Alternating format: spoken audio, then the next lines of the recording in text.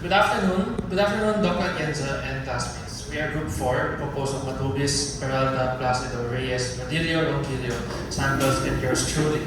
And I'm here to discuss and present the case given, together with the answer to question number 1. But first, let me read the case discussion for us to understand what really happened.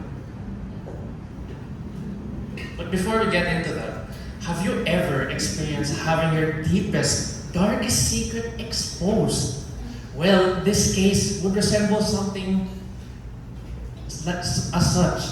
So in the year 2025, the COVID pandemic has already ended and the UP College of Dentistry has already adopted its EHR. This system allows the college to store patient information digitally as well as facilitate the referral of patients among the different sections of the college. So however, in consideration for existing members, both faculty and non-academic staff who do not have technical skills yet, to utilize the system, the college is urging the students to first fill out the old paper-based patient records and then transfer it to the digital database. Some students and non-academic personnel were complaining that the digital system is too difficult to use and does not feel like it is helping make their work easier. So essentially, they have to fill it out on the form first and then transfer it into the EHR. In one or a few times, it has resulted in minor arguments between the faculty, students, and non-academic personnel. This college administration assured its members that with some practice, it will get better, and using the digital system will become second nature. So this is the actual case na mismo. And so let's read it. A patient, Miss A, then came to the UPCT clinic seeking dental treatment. The patient was informed that the new system, the use of both the paper and digital, and was made to sign a consent form by a non-academic staff, Mr. D. The consent form also contained a clause which asked if the patient is willing to have her information used for research should the need arise. And during patient workup by the assigned clinician, Ms. C, the patient disclosed that she has HIV.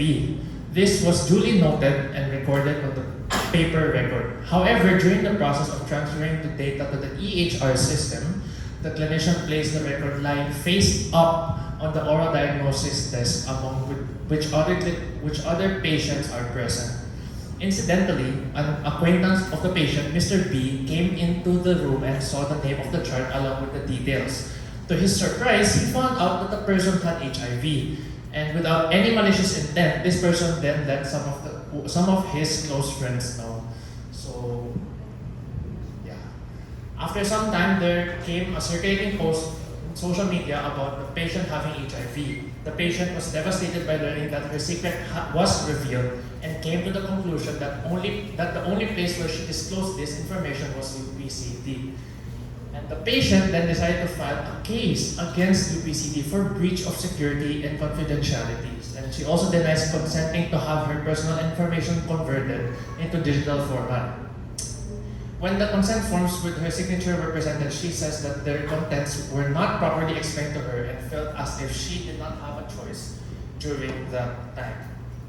So now let's break down question number 1, which are, who are the key players in this scenario? And to give a brief description of their roles, relationships, or involvement in the case. And the second question that we're going to answer later on in this presentation is, among the main players you have identified, who has culpability and what happened in this scenario? So let's take a little deeper dive into it. So in her recent incident at the UP College of Dentistry, UPCD, a patient, Miss A, disclosed her HIV status to her clinician as part of her dental care consultation. Ms. A provided this sensitive health information with the expectation that it will be treated with strict confidentiality, as required by medical ethics and patient privacy laws. However, there was an inadvertent disclosure of her HIV status leading to a breach of confidentiality. This resulted in Ms. A's private health information being exposed to individuals who were not authorized to access it. Such a breach can have significant personal and social consequences, especially given the sensitive nature of the information. Following the breach, Ms. A decided to file a formal complaint against UPCD. Then, let's move on to Mr. D. In Ms. A's case, a staff of the UP College of Dentistry was responsible for obtaining her consent form, which included permission for the use of her health information in research. Consent forms are a critical component of the ethical use of patient data, particularly when it involves sensitive information. However, there is a concern that Ms. A was not provided with a thorough explanation of the form's details. So you can try to this is just actually just an additional from the Ms. A, but then Ms. D kasi was one of the people who kind of messed up the line of communication. But to dive into Ms. D,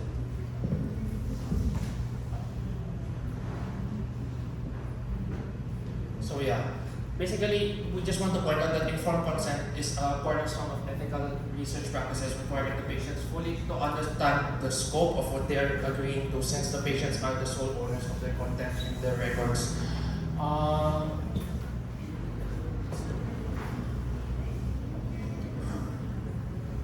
Okay, so in the course of Ms.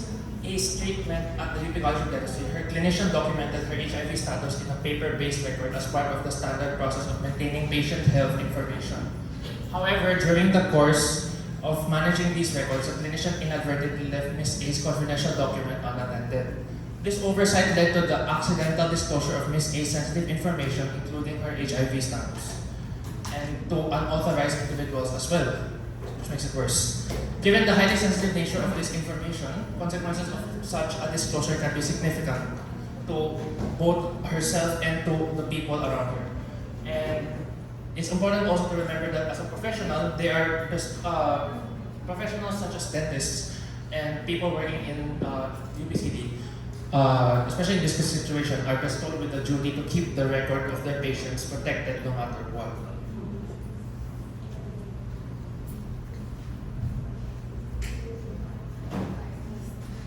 Okay, so now we move on to Mr. B, who is an individual who unintentionally viewed her personal details, including her HIV status, on an uncovered paper chart.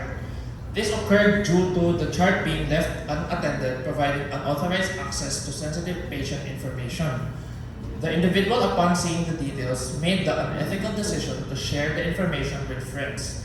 This action resulted in a broader breach of confidentiality, as private information about Ms. A's health status was disseminated without her consent.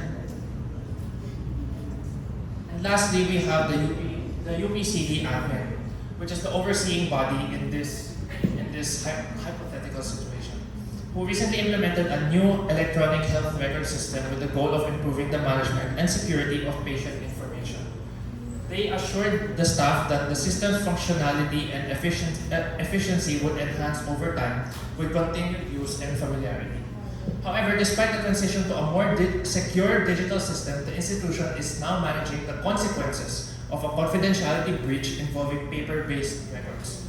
While the new EHR system was designed to reduce such risks, the incident underscores the continued importance of strict privacy protocols during the transitional phase. So now let's try to pinpoint who exactly has culpability in this hypothetical situation. And after further discussion within our group, in this confidentiality breach involving Ms. A's sensitive health information, various parties are held accountable, each with different levels of responsibility. So Ms. C, the clinician in charge of Ms. A's treatment, bears primary culpability for the breach.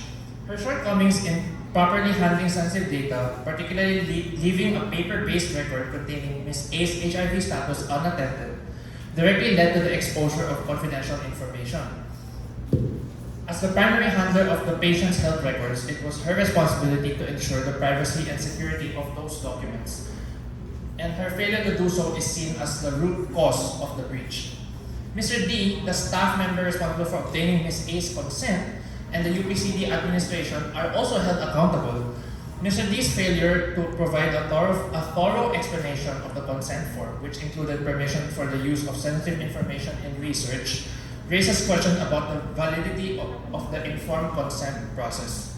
Additionally, the UPCD administration is held responsible for the ineffective implementation of the EHR system, which has intended to improve the security and management of patient information.